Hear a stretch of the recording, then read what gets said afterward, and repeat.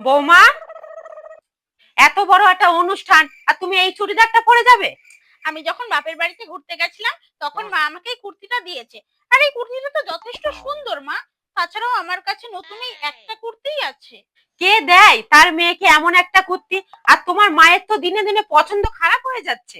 মা দেখুন, আমার মায়ের সম্পর্কে কোনো খারাপ কথা বলবেন না। বিয়ের পরে আমি যেসব জামা প্যান্ট পরি সেগুলো কিন্তু আমার মাই দেয়। আর আপনার যদি এগুলো এতই খারাপ লাগে তাহলে আপনি কয়েকটা আমাকে কিনে দিন। তোমার মা যে তোমার উপর ভালোবাসাটা দেখায় না, ওটা 2-4 দিনের জন্য।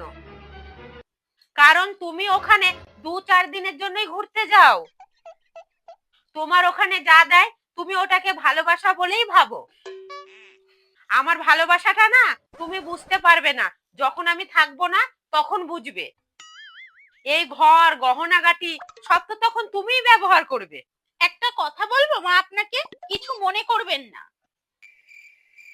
যেই ভালোবাসাটা আপনি আপনার অবর্তমানে আমাকে দেখাতে চাইছেন না, সেটা আপনি আমাকে থাকতেই দেখিয়ে দিন। তাহলে কমসে কম শ্বশুর বাড়িতে আমার মায়ের অভাবটা পূর্ণ হয়ে যাক।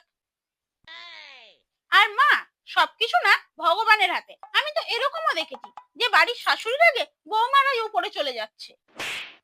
আর সত্যি কথা কি জানেন তো মা, শাশুড়িদের কাছে না নেক্সট কোনো অপশন থাকে না। না হলে তো এই জায়গা জমি সোনা দানা সবকিছু ট্রলির মধ্যে ভরে উপরে নিয়ে চলে যেত।